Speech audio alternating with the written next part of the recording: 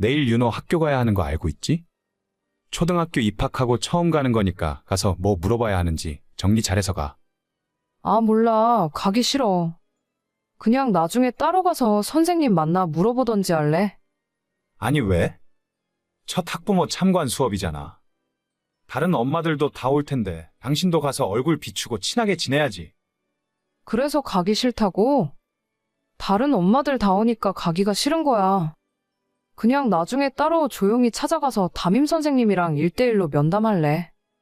그냥 남들 갈 때 같이 가는 게 낫지 않아? 윤호도 학교에 엄마 온다고 기대 많이 하고 있을 것 같은데. 애들 보는 눈도 있으니까 안 가는 거야. 뭘 알지도 못하면서 자꾸 가래. 애들 보는 눈이 뭐 어떻길래. 이상한 소리 하지 말고 확실히 무슨 이유인지 이야기를 해봐. 아니, 다른 엄마들은 전부 비싼 명품 가방 하나씩 들고 올 거 아니야. 나는 결혼 전에 쓰던 낡은 가방 하나밖에 없잖아. 이거 들고 창피해서 애 학교를 어떻게 가? 당신이 가방에 없긴 왜 없어? 우리 재작년에 여름 휴가 갔다 올 때 면세점에서 사온 가방도 있잖아. 그거 몇 번 들지도 않았는데 왜? 그건 브랜드가 조금 그렇지. 동네에서 편하게 마트 갈 때 들고 다니려고 산 거란 말이야. 이걸 공식적인 자리에 들고 나가면 망신당해. 당신 그 가방 300만 원 정도 주고 산 거 아니었어? 300만 원짜리 가방이 동네 마실용이라고? 그리고 아이 학교 참관 수업 가는데 뭘 그렇게 따지는 게 많아? 그냥 애들 보러 가는 거잖아. 아니, 아까 당신도 이야기했잖아. 애들 엄마들 다 오는데 남들한테 보는 눈이 있지. 차라리 안 가면 모를까. 이런 가방 들고 가면 어떡해. 남들이 우리 윤호 무시할 거 아니야?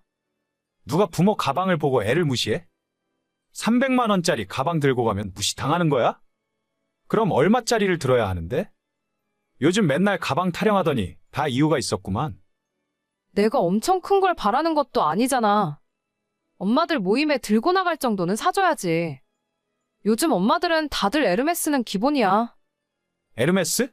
그거 차 한 대 값이잖아. 그걸 어떻게 사? 아니, 누가 그걸 사달래? 나도 양심이 있지. 당신 한 달에 얼마 버는지 뻔히 아는데 연봉이랑 맞먹는 에르메스 가방 사달라는 소리가 아니잖아.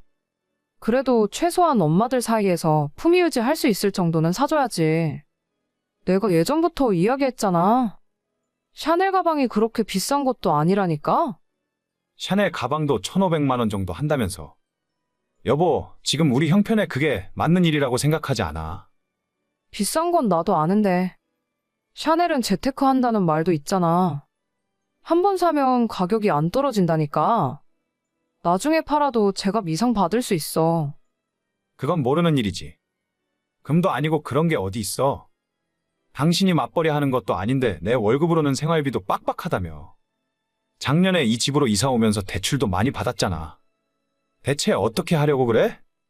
내가 생활비를 아껴볼게. 12개월 할부 돌리면 괜찮을 거야.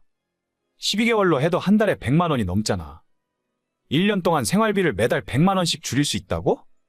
그렇게 할 수 있었으면 진작 아껴서 돈을 모으지 그랬어? 이렇게 필요하다는데 좀 사줄 수도 있는 거 아니야?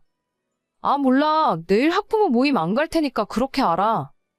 앞으로도 쪽팔려서 아무 데도 안 가. 너 체면이 중요하니? 애 학교 보내놓고 엄마가 안 가본다는 게 말이 되는 소리야? 그럼 당신이 하루 회사 쉬고 가던가. 몰라, 맘대로 해. 저희는 올해 초등학교 들어간 아들을 키우고 있습니다. 저는 42, 아내는 36살이에요. 원래는 둘 다 직장 생활을 하고 있었는데 아이가 생기고 아내가 출산 휴가를 쓴 뒤로 회사에 복직하지 않고 그대로 아이를 키우며 전업주부로 지냈어요. 제 연봉이 5천 조금 넘는 상황에서 외벌이로 세 식구 먹고 사는데 넉넉하진 않지만 크게 모자란 것도 아니었습니다. 그런데 작년에 아이 학교 들어가기 전에 아내가 초등학교 옆에 있는 아파트로 이사를 가야 한다고 강력하게 주장을 하는 바람에 대출을 3억 가까이를 더 받아 지금 사는 집으로 이사를 오게 되었어요. 원래는 대출 없이 전세에서 살고 있었기 때문에 외벌이로도 생활에 문제가 없었는데 매달 150만 원에 달하는 대출금을 갚다 보니 살림이 너무 팍팍하더라고요.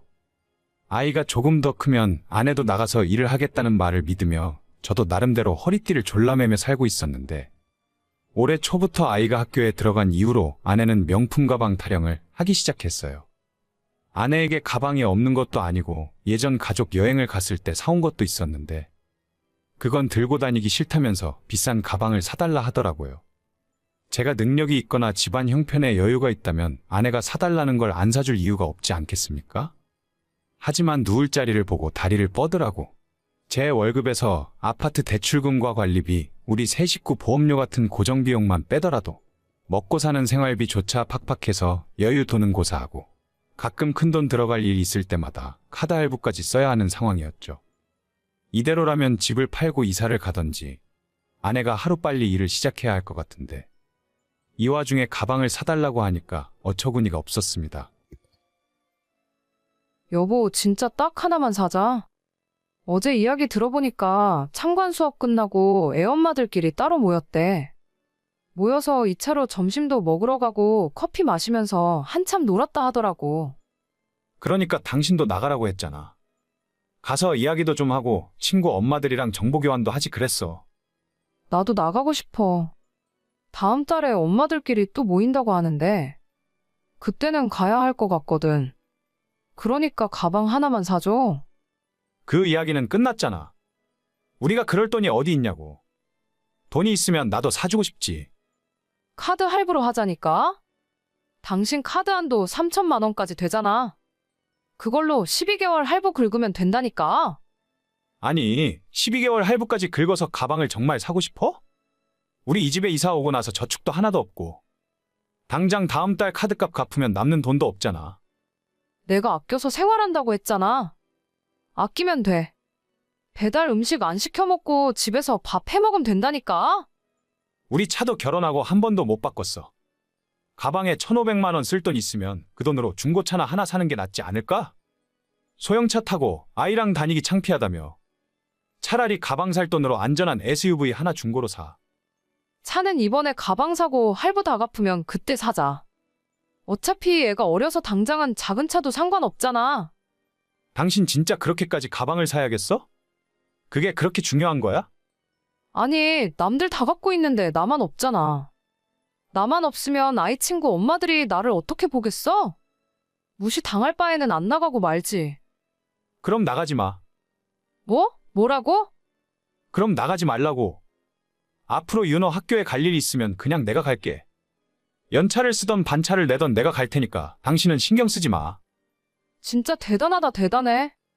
가방 하나 사주기 싫어서 이렇게까지 해야겠어? 사주기 싫은 게 아니라 사줄 능력이 없을 뿐이야. 가방 사고 싶으면 너가 나가서 일해서 사던지 맘대로 해. 그리고 앞으로 우리 돈 관리는 내가 할게. 뭐? 그게 말이 돼? 돈 관리까지 당신이 하면 내가 살림을 어떻게 하라는 거야?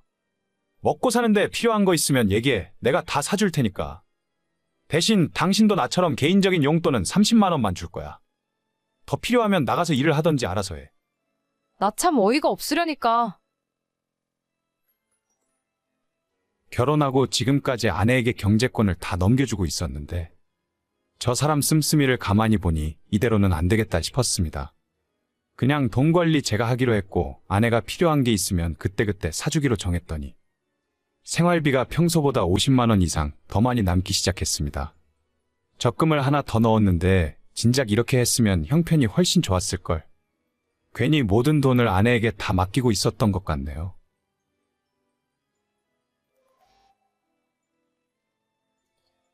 얘, 요즘 여윳돈 좀 있니?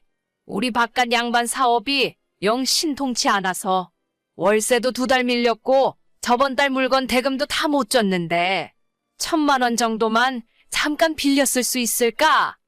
1,000만 원이요? 그 정도 여유 자금은 저도 없는데 오빠한테 직장인 신용대출이라도 한번 알아보라고 할까요? 아니다. 월급쟁인 내 아들이 무슨 돈이 있겠어. 아들한테는 일단 비밀로 하고 너는 장사하고 돈을 좀 만지니까 1,000만 원 정도는 수중에 있을 줄 알았지. 친정엄마한테 빌려볼 수는 없나? 사돈댁이 재산이 좀 있으시잖니? 바깥 사돈이 작년에 돌아가시고 나서 받은 돈도 좀 있고. 저희 친정엄마요? 아니요. 엄마는 돈 관리 전부 알아서 하시고 집이나 땅 같은 거 사놓으셨을 거예요. 저도 한 번도 엄마한테 돈 빌려본 적 없어서 모르겠네요. 내가 필요하다고 하지 말고 그래도 너가 딸인데 너가 급하게 장사할 때 필요하다고 하면 1,000만 원은 빌려주시지 않을까? 글쎄요, 제 돈도 아니고 부모님 돈인데 거짓말로 빌려서 다시 어머님한테 빌려드린다는 건 좀 아닌 것 같아요. 차라리 자영업자 대출 같은 걸 알아보시는 게 어떨까요? 아휴, 니네 시아버지가 신용 점수가 낮아서 대출은 나오지도 않아. 너는 어떻게 사업한다는 애가 1,000만 원도 없니? 어디서 빌려오는 재주도 없고 친정 부모가 돈이 있으면 뭐해? 가족들끼리 서로 힘들면 빌리고 빌려주고 도와주는 것도 정이지. 죄송해요. 저희 엄마 노후자금이라서 제가 빌려오면 안 될 것 같아요. 누가 공짜로 가져오래? 나중에 전부 다 이자 쳐서 갚는다니까. 됐다 됐어.